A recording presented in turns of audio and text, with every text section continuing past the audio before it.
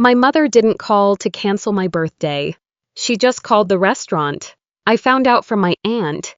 She texted me a photo of a hydrangea arrangement she'd had delivered, and underneath it, "Honey, they say there's no reservation under Ward." Did the date change? The date hadn't changed. I was 40 years old. I had paid for every dollar of it myself, and 41 people had already been told by my mother that I'd asked to postpone. 3 days later, I understood she hadn't done it because my sister was crying. She'd done it because she had 72 hours left. Before I tell you what my mother needed those 72 hours for, tell me where you're listening from tonight, and what time it is where you are. I read every single one. And if you were ever the one your family called the strong one, type those 3 words for me. I want to see how many of us are out here. My name is Nora Ward. I manage operations for a commercial printing company in Grand Rapids, Michigan. I've been divorced for 6 years. I don't have children. I live alone in a small house with good north light and one closet I hadn't opened in 12 years. The party wasn't my idea. It was Denise's. She's been my closest friend since we were 19, and she is the only person alive who ever asked why I stopped painting. I didn't have an answer. I had reasons, and reasons aren't the same thing. So Denise made a deal with me. 40 is a real number. She said, "You get 1 dinner, 1 room, and 9 paintings back on a wall. Not a gallery, not a comeback, just proof they existed." I took them out of the closet on a Sunday in March. 9 canvases, wrapped in bed sheets, the newest one 12 years old. My hands shook. I told myself it was cold. I booked a private room at a place in Monroe Center. I paid the deposit, hired a photographer, ordered menus with everyone's name printed at the top. 41 people said yes, including relatives who had missed my graduation, my wedding, and my divorce. I was working 60-hour weeks that spring. So I asked my mother to keep the guest list and to put her name on the restaurant contract as the secondary contact, because I couldn't take calls during shift changes. I want you to hear how ordinary that was. Daughters ask their mothers to hold things all the time. Diane Ward held it for 11 weeks. Then, on a Tuesday afternoon, she called the restaurant and canceled. I called them myself after my aunt's text. The hostess was kind about it, which somehow made it worse. "Yes, ma'am. Canceled Tuesday the 8th. Diane Ward." She said there was a family emergency and asked us not to call the primary contact so you wouldn't be bothered. So she didn't cancel my birthday. She canceled my access to knowing. Then I called my mother, and she answered on the second ring. And she was not upset. That's the part I need you to understand. There was no guilt in her voice, no hesitation. "Your sister is falling apart," she said. "Trevor left her. She's been in my guest room for 4 days and she can't stop shaking. I thought you'd understand." I asked her one question. I asked why she hadn't told me. "Because you'd have argued," she said, "and I didn't have the energy for both of you."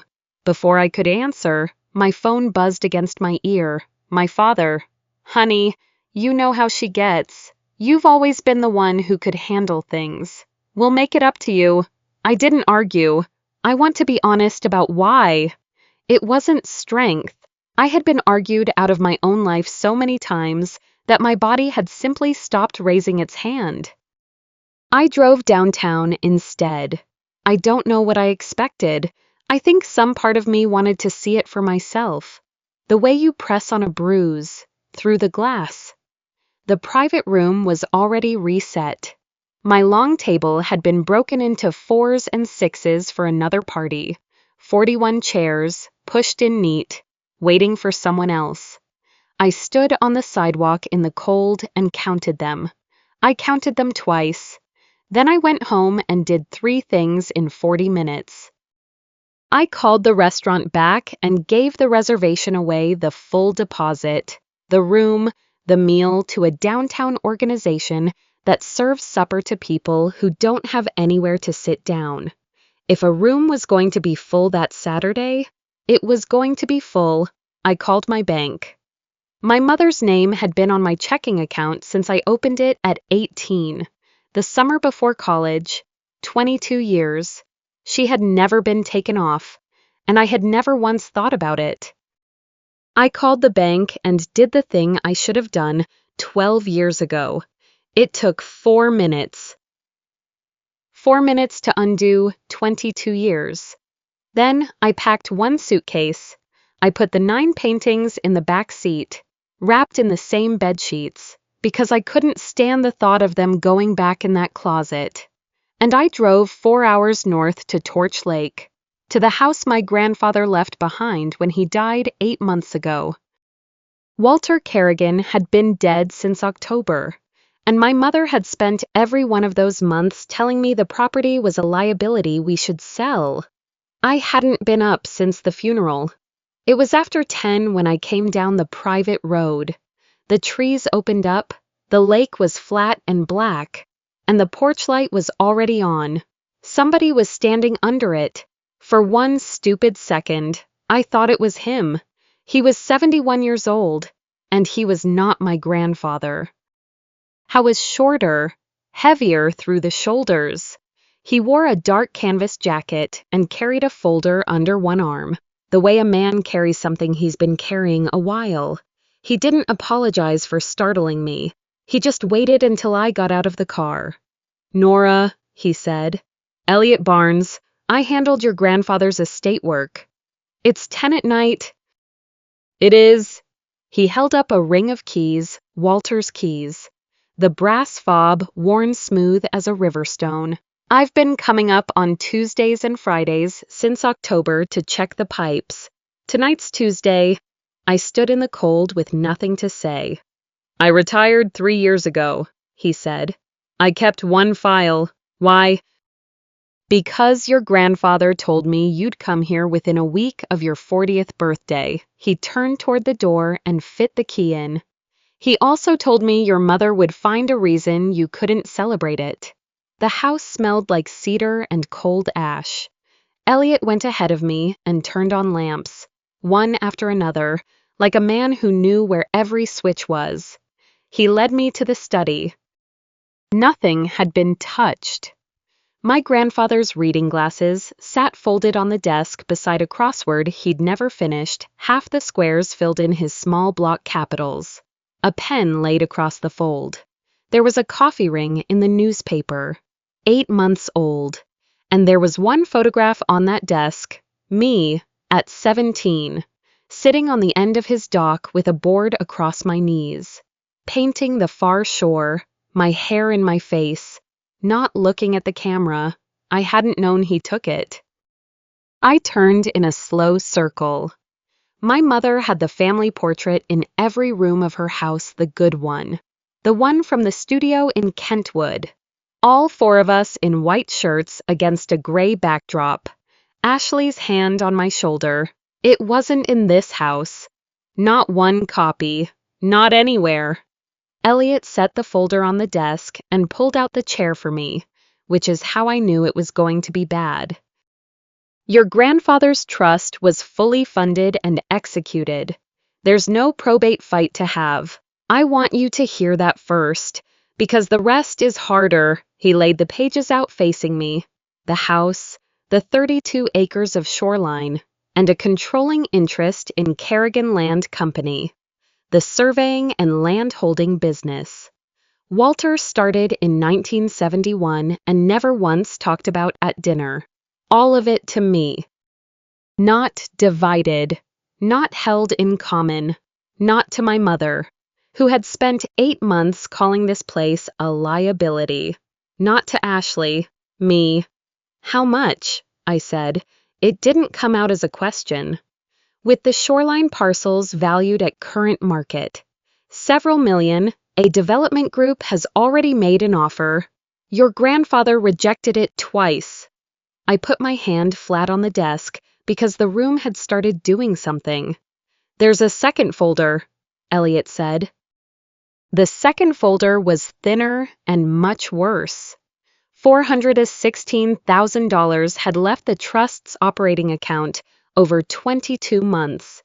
Every withdrawal had a label: maintenance, legal fees, emergency structural repairs. The roof over my head that night was 30 years old and leaking. "I need you to explain how she had access," I said. So he did. 30 months ago, my grandfather had a stroke. A small one. He was walking within a week and driving within 3. But he was 78 and frightened. And while he was frightened, he did what careful people do. He created a revocable living trust and named my mother temporary co-trustee, with financial power of attorney, for the duration of his recovery. Nobody told me. I found out he'd been in the hospital 11 days after he came home. And when I asked why, my mother said she hadn't wanted to worry me at work. Walter recovered. Then he pulled the statements. "He amended the trust 14 months ago," Elliot said. "He removed her authority entirely and set the transfer to you on your 40th birthday. Not on his death on your birthday. He was very specific." "Why my birthday?" "Because he was afraid he'd die first." Elliot's voice didn't change. "He did. 8 months ago?" I asked the question I'd been holding since the porch. "You knew. When did you know?" He didn't flinch. He took a copy out of the folder and put it in my hands, a formal notice. On his letterhead, addressed to Diane Ward, dated 19 months earlier, demand for a full accounting of trust disbursements. Notice of intent to petition for supervision. "I did my job," he said. "Then your grandfather instructed me to stop." He handed me a second page. My grandfather's handwriting, that small block print, the pen. "Pressing hard, if I report her now, Diane will settle it privately with Nora, and Nora will sign whatever's put in front of her to keep the peace. She's been doing it since she was 9. I need my granddaughter to see the file before she hears her mother's voice. I read it 3 times. He knew me better dead than my mother did alive." My phone had been buzzing against the desk the whole time. I turned it over. 2 missed calls from my mother, 1 from my father, and 9 messages from Ashley. The first one said, "I'm sorry you're upset," and the 9th one said, "Don't punish everyone because you're jealous." I turned the phone face down. "What happens now?" I asked. Elliot looked at the black window, where the lake was. "Now you decide whether this stays a family problem," he said, "or becomes a criminal one." I woke at 6 with my jaw aching and no idea where I was. Then the lake came through the window, gray and flat, and I remembered all of it at once. I didn't go down to the water. I got a legal pad out of my bag, and I walked the house room by room, and I wrote things down. 2 windows in the north bedroom cracked at the seam, taped over from the inside with duct tape gone yellow. Water stain on the upstairs ceiling the size of a dinner plate. A furnace invoice from 2 winters ago marked past due, filed in the drawer where my grandfather kept his tide charts. And in the back bedroom, under a bedsheet, the walnut dining set my mother told the family she'd sold last spring to cover the taxes on this place. I stood there a long time with my pen not moving. It wasn't the money, it was the sheet. Somebody had come up here and covered it so it wouldn't get dusty. Somebody had planned to come back for it. The boxes were in the study closet, stacked 4 high, and every one of them was labeled in my grandfather's block capitals within a year. I opened 1994 first. Charcoal portraits on newsprint. A watercolor of a house with a purple roof. 20-some pages of a horse I'd drawn over and over until I got the back legs right. He'd kept the bad ones. He'd kept the ones where you could see me failing. Near the bottom, folded in quarters, was a sheet of graph paper. I was 9 when I drew it. A long, low building on the shore with glass on the lakeside and stick figures at easels, and a smaller building I'd labeled Kitchen for Everybody across the top, in pencil, in handwriting that hadn't learned cursive yet, the art place. I sat down on the floor of my dead grandfather's study, and I didn't cry. I just sat there holding it.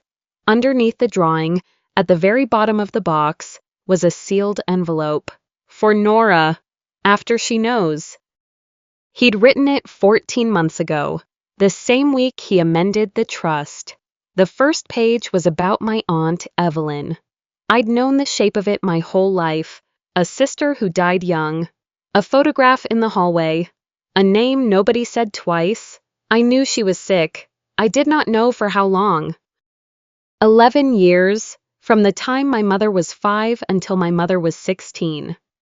11 years of hospitals in Ann Arbor and specialists in Chicago, of a house organized entirely around one bed. Evelyn died at 19. My mother was 16 and had spent her entire childhood being told she was the one who could manage. I made your mother, Nora, he wrote. I taught her that love comes in a fixed amount, and she believed me.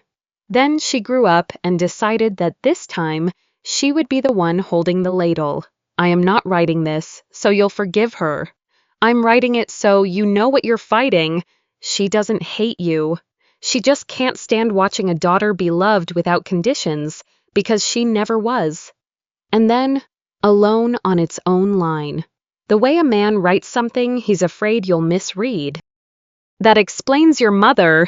It does not excuse her. Those are two different sentences, and I need you to keep them apart.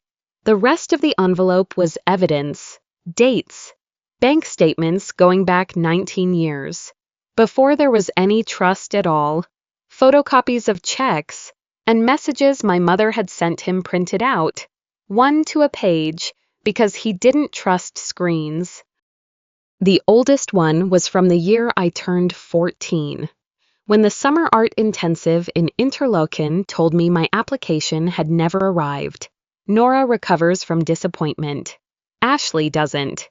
We have to put our resources where they're actually needed.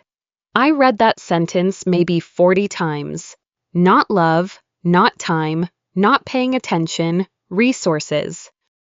My mother hadn't been a woman with a favorite child and a blind spot about it. She'd had a policy, a written one. There was a ledger, and I was on the wrong side of it. And she'd been keeping it since before I could drive.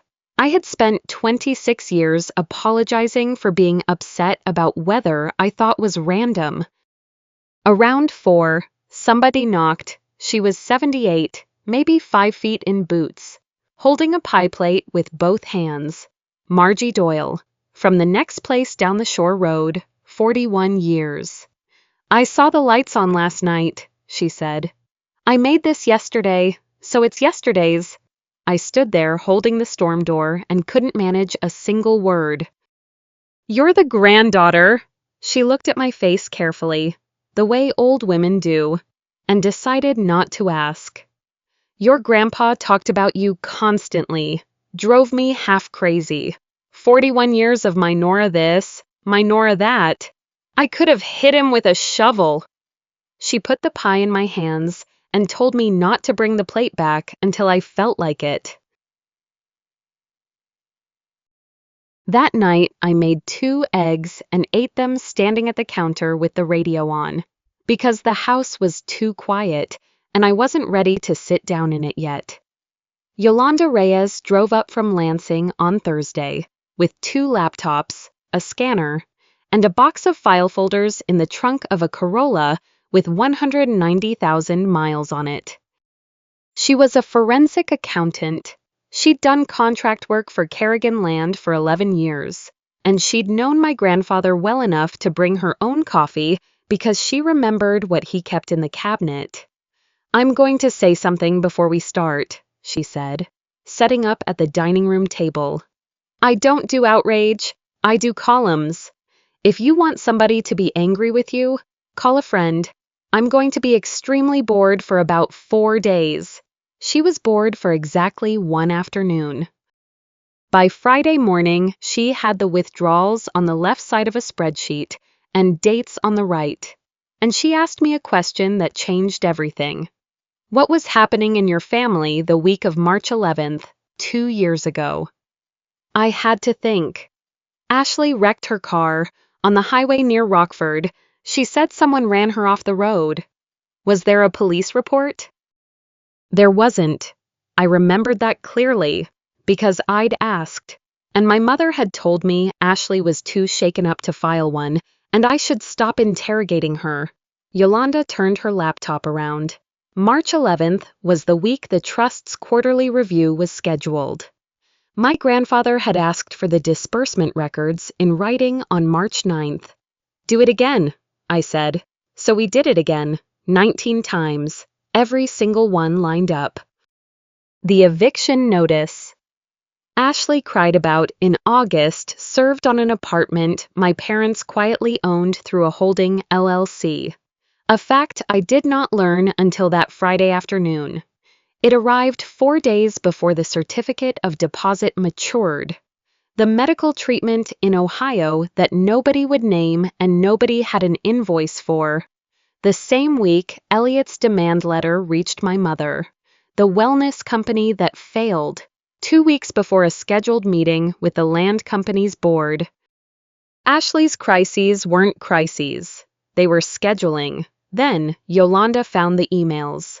My grandfather backed up his machine to an external drive twice a month, which meant his mail archive survived him. My mother had used his desk computer for trust correspondence during the recovery. She'd never cleared it. 3 days before my birthday. At 9:14 in the evening, Ashley. Are you sure this works? She already paid for the whole thing. Diane, she'll be angry for a week. She always comes back. Once she signs the extension, we can put the money back over time, Ashley. And if she asks about Grandpa's company, Diane, she doesn't know she owns it. I read it standing up. Yolanda didn't say anything. She let me get there myself. Here's what I got. My mother's authority as co-trustee didn't expire when my grandfather died. It expired on a clock he'd set 14 months earlier. At midnight on the morning of my 40th birthday.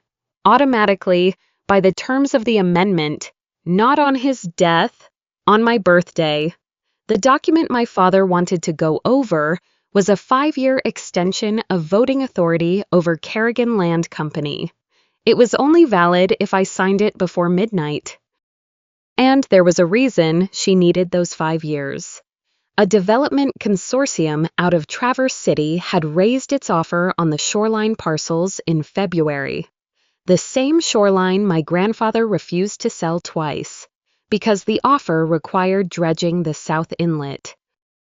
With voting control, she could sell it, replace the $416,000 before anyone finished counting, hand Ashley a fortune, and walk into every fundraiser in Kent County as the woman who'd finally settled her father's difficult estate.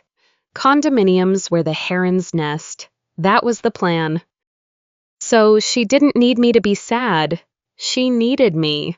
She needed me driving back from the lake on a Friday night after a week of apologizing to 41 people, sitting down at her table, wanting so badly for one dinner to go smoothly that I'd sign whatever she slid across it. My mother didn't cancel my birthday because my sister was crying. She canceled it because she had 72 hours and needed me exhausted, guilty, and holding a pen. Yolanda asked if I wanted to file that day. Elliot said the same thing on the phone that night. I told them no, not out of mercy. I wanted to see it. I wanted to watch her do it in front of me, in her own dining room, with her own hands, because I knew that for the rest of my life, some part of me would try to talk me out of believing this, and I needed a memory that couldn't be argued with. So I called her Saturday morning. I made my voice tired instead of angry, which took no acting at all. She didn't apologize. She didn't ask where I was. 9 days, and she never once asked where I was. "Come for dinner Saturday," she said. "Your father wants to go over some paperwork about Grandpa's property. Nothing complicated," I said. "I'd think about it. Nora, we're your family for 40 years. That sentence had been a lock. That night, it sounded like a confession. I didn't go to dinner that Saturday. I called Elliot instead and told him to freeze every trust account and notify the banks in writing that Diane Ward's authority as co-trustee had terminated at midnight on my birthday. It took him 4 business days. On the 5th day, my mother found out she couldn't move money. On the 9th day, she sued me. I want to be honest about what that felt like, because I think people imagine these things as a straight line. They aren't. There's a stretch in the middle where you are absolutely certain you've destroyed your own life for nothing. Her attorney filed a petition to invalidate the trust amendment. 3 arguments. And every probate lawyer in Michigan has heard all 3. 1, undue influence. That I had isolated a lonely, frightened old man in the last year of his life and steered his estate to myself. 2, lack of testamentary capacity. That the stroke had left him confused, and that a man who forgets a word for a coffee cup cannot restructure a trust. 3. And this was the one that got me witnesses. 2 people on the shore road were prepared to state that I had stayed at the lake house for weeks at a time during my grandfather's final year. Which was true. I had, because he was dying and I loved him. That's the thing nobody warns you about. They don't invent things. They take the true ones and turn them 90 degrees. For 3 weeks, I could not eat properly. The family split, and it split badly. My mother made calls. She was good at calls, 40 years of church committees and hospital fundraisers, and she knew exactly how to sound worried about me instead of angry at me. Nora's been under a lot of stress. She hasn't been herself since the divorce. My Aunt Cheryl, my father's sister, who taught me to drive, stopped answering my texts. Not a fight, just silence. Which is worse, because there's nothing to answer. 2 cousins unfollowed me. A woman I'd known since kindergarten sent me a message that said, "I'm sure there are 2 sides." And I sat in my car in a parking lot and read it 11 times. My phone got quiet in a new way. Not the quiet of nobody calling. The quiet of people deciding. The Tuesday after the petition was served, Margie Doyle came up my drive in a parka over a nightgown, at 9 in the morning, holding a piece of paper. "They sent a young man to my house," she said. "Wanted me to sign a statement that you were up here a great deal. You were welcome to. It's true. It's true the way a knife is metal." She put the paper on my counter. I told him to get off my porch. Then she sat down at my table without being asked and told me about 1974. Her parents had a farm outside Bel Air, 200 acres. When her father got sick, her older brother moved back in, and by the time the estate settled, the deed had a name on it that wasn't the one their father intended. Margie knew, her mother knew, nobody said a word, because their mother asked them not to ruin the family. I kept the peace, honey. 50 years of it. Nobody ever fought again. She looked out at the water. Nobody ever spoke again either. Do you regret it? She took a while. I regret waiting until everybody was dead to get angry. Don't do it my way. Be angry on time. The hearing was set for a Thursday in June. Elliot came up the weekend before with a laptop and a face I couldn't read. "Your grandfather anticipated this," he said. 2 years ago. He'd done 3 things when he amended that trust.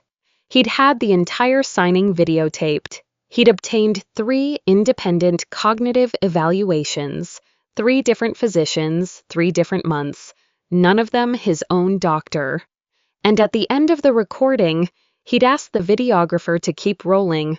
On the screen, my grandfather in the plaid shirt he wore all summer, looking directly into the lens. If you're watching this, my daughter has told a judge I was senile. I'm 79, it's a Tuesday. I don't care who the president is, but I know exactly how much money Diane has taken out of my accounts, and I know exactly what she's going to say about me in a courtroom. He leaned in slightly. Ask her about March. Ask her about Napa. Elliot closed the laptop. He wouldn't tell me what Napa was. He said I'd find out when I needed it. The hearing lasted 50 minutes. The judge watched 11 minutes of the recording, read 2 of the 3 evaluations, and dismissed the petition with prejudice. My mother's attorney asked for a continuance to amend. He was told no. I did not look at her. I want to tell you I did. That there was some moment of contact. There wasn't. I looked at the table, and I listened to a woman 2 rows behind me breathing. And then it was over. That night, I made dinner for 1 person again. But I set it on the table, and I sat down, and I ate it sitting. 10 days later, I drove down to Grand Rapids on a Saturday in a navy suit, with a leather folder on the passenger seat. And one question I still needed answered: did my father know? My father opened the door before I knocked. He'd been watching for the car. He hugged me, and into my hair he said, "There's my strong girl." I almost turned around in the driveway. I want you to know how close it was. 4 words. And 39 years came up my throat at once. I went inside. She'd rebuilt the birthday.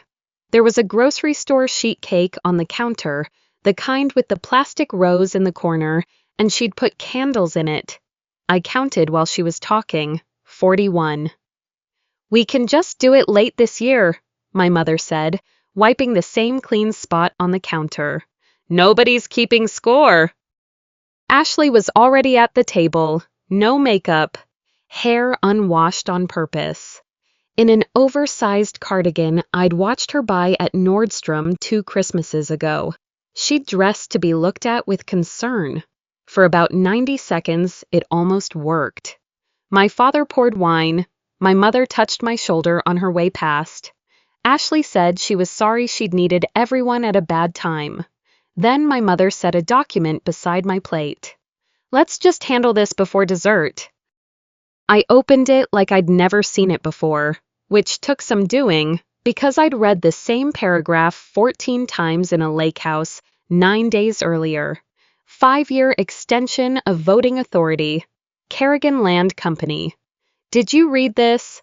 I asked my father. "Your mother handles the financial side." "That wasn't my question." He looked at his glass.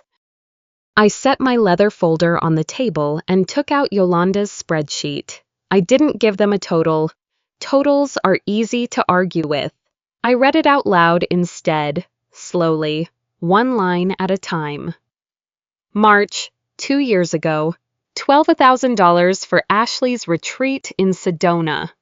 That same month, I postponed a root canal because I thought I couldn't afford it. Nobody moved. July, $41,000 for a wedding venue deposit in Napa for a woman who was not engaged. That July, I picked up weekend shifts for 4 straight weeks. My father's hand went flat on the table. November, $6,800 in rent on an apartment Ashley had already moved out of. That November, I asked you for $2,000 to fix my transmission, and you told me things were tight. I looked up. Things weren't tight, Mom. You were just busy. Ashley broke first, and when she did, it wasn't about money at all. Stop acting like you earned any of this. Her voice went up and cracked. He gave it to you because you showed up. You made him feel sorry for you. I was the only one who called when he got sick. I put down the page. Ashley, he got sick for 4 years. You called twice. She opened her mouth and closed it. There it was, the thing under 19 years of emergencies. She didn't want the money. She wanted proof that anything I built could be taken back. Because if it couldn't, then somewhere along the way she'd have to explain herself.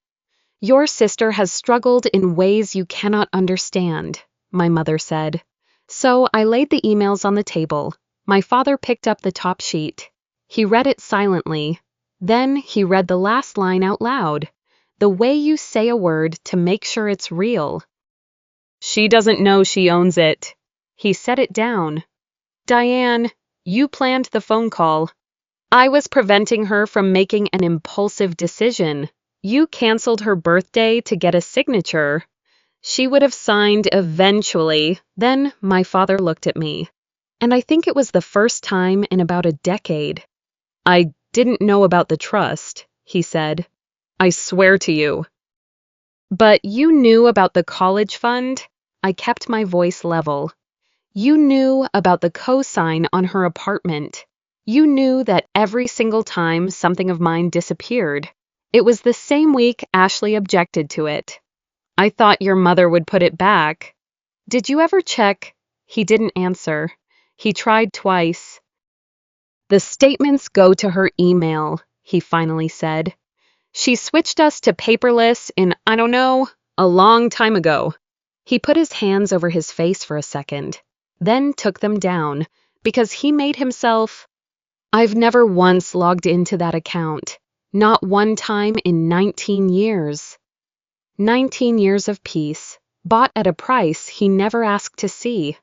I told them the accounts were frozen, the authority had ended, the shoreline sale was dead, and every record had been preserved and duplicated. Then I gave them 2 doors.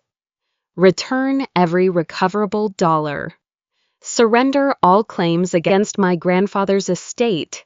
Provide complete financial records. Sign a written admission of what was taken.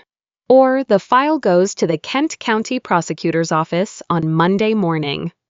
My mother laughed. It was a short, disbelieving sound, and it was the ugliest thing I heard that night. You'd send your own mother to prison. No, I said. Your choices might... Ashley stood up so fast her chair went over backward and hit the floor. You're destroying us over money. You don't even need... Nobody picked the chair up. We just kept talking around it. The way this family had walked around everything for 40 years. She had until Monday. On Wednesday, she did something that ended it faster than any decision of mine. She signed a quitclaim deed transferring the family home on Sherwood Court to Ashley for $1. I understand why she thought it would work. She'd been moving money her whole adult life, and nothing had ever come back at her. But a house isn't a checking account. A house has a mortgage, and a mortgage has a county behind it.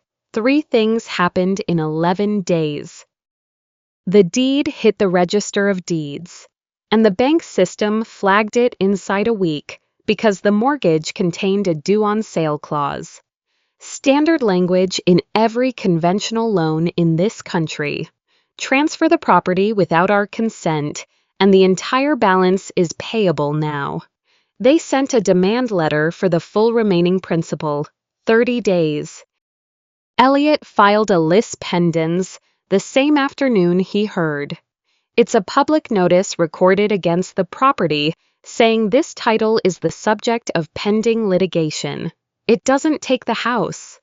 It does something quieter. It makes the house unsellable and unrefinable accessible to anyone who runs a title search, which is everyone.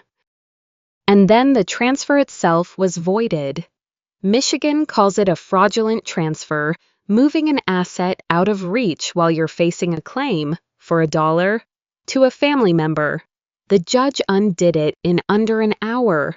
She'd tried to save the house. She'd handed the county a signed confession that she knew she was going to lose it.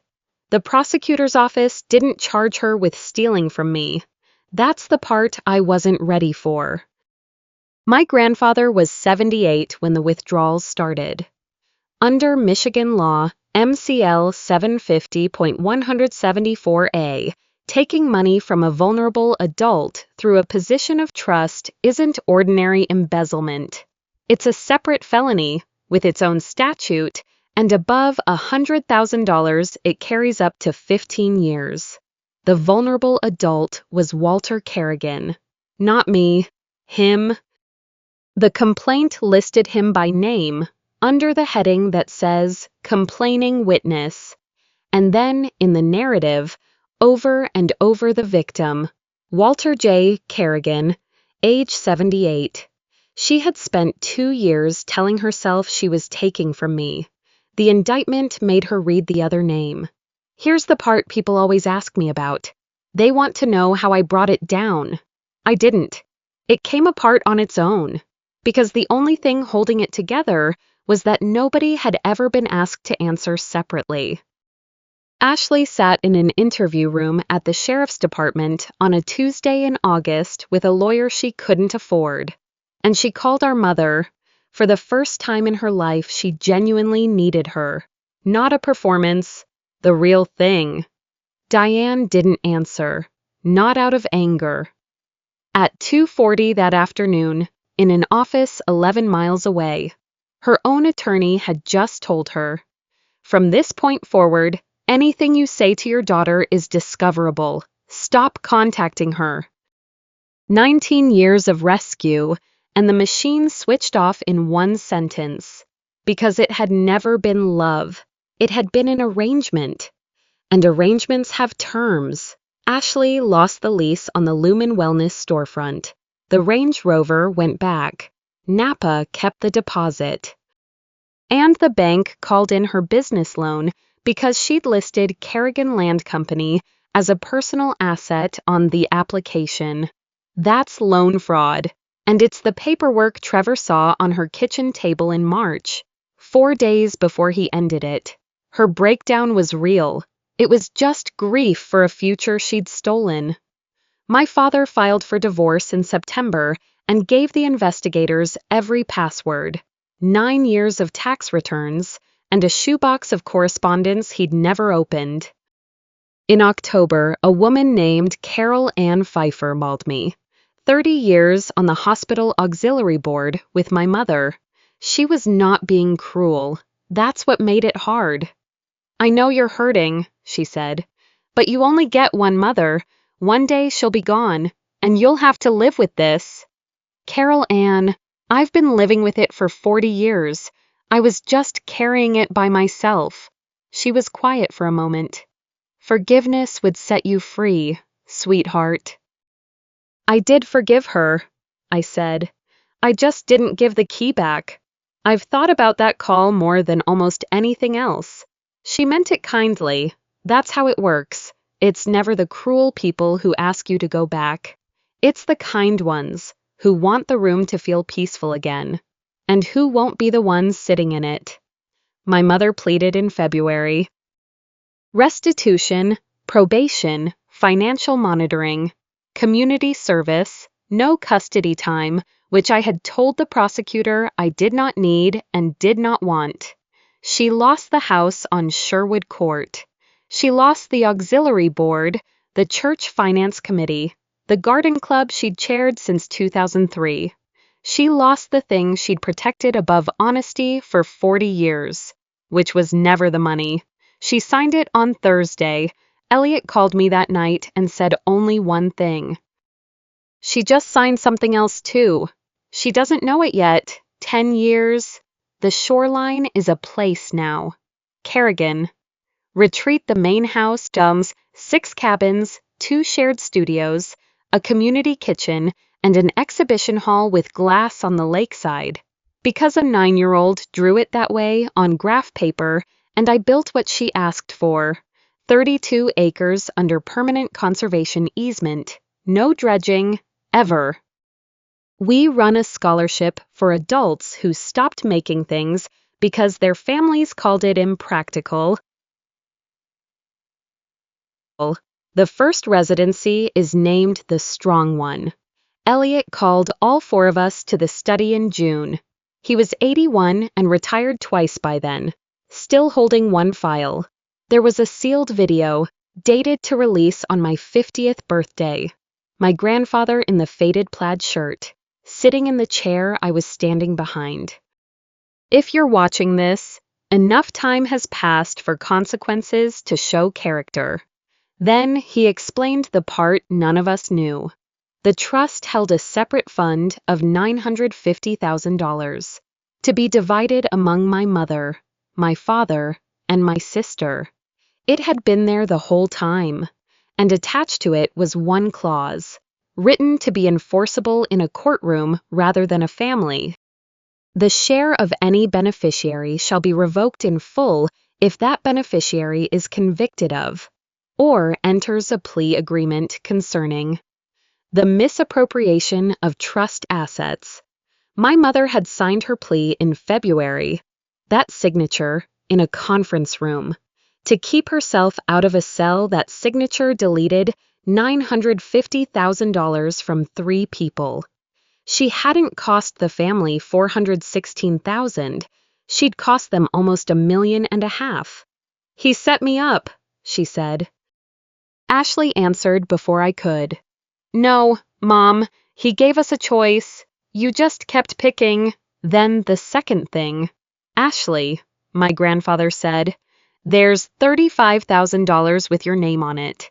Held in escrow, payable on 3 conditions, 24 consecutive months of employment with W-2s, 2 years of independently filed tax returns, and no new debt in that period.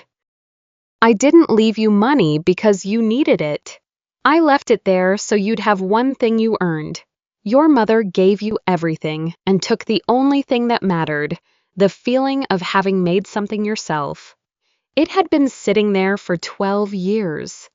My mother stole $416,000 to save my sister, and the whole time there was a road for her, and taking that money was the thing that kept her off it. She didn't rescue her daughter. She destroyed the only mechanism that might have. Then he spoke to each of us, and nobody moved. Diane, you taught her that love removes consequences. Then called Nora cruel when she stopped paying them. Raymond's silence is still a decision. Ashley. Pain deserves compassion. Pain is not ownership. Nora. Their regret does not buy your return. You owe them honesty. You do not owe them access. 200 people came to the lake that night. Residents hung unfinished canvases. Kids pinned drawings to temporary walls. Scholarship alumni drove in from 4 states to tell me about careers they'd been afraid to want. My father stayed at the edge of it, the way he does now. Before he left, he handed me a small box. Inside was a printed menu card with my name on it, from a restaurant on Monroe Center, 10 years old and slightly warped. I went and asked for it, he said, after I found out you gave the room away. He started to say the next thing. I watched him get to the edge of it and stop. I was going to say I'd make it up to you. He looked at the water. I've been saying that your whole life. I'm not going to say it anymore. That was the apology. That was the whole thing. It was enough. Ashley found me near the kitchen with an envelope. It's not much. It's more than last year. I got the money from Grandpa last month. She almost smiled. Took me 7 years. We stood there. Do you think we'll ever be sisters again? We are sisters, I said. That doesn't automatically make us close. She didn't cry. She didn't argue. She didn't turn it into evidence that I was cruel. That was the first time in 50 years I believed she might actually be changing. My mother didn't come. She still writes. It's still Walter's fault. My father's fault. Mine. I keep the letters. I don't answer them.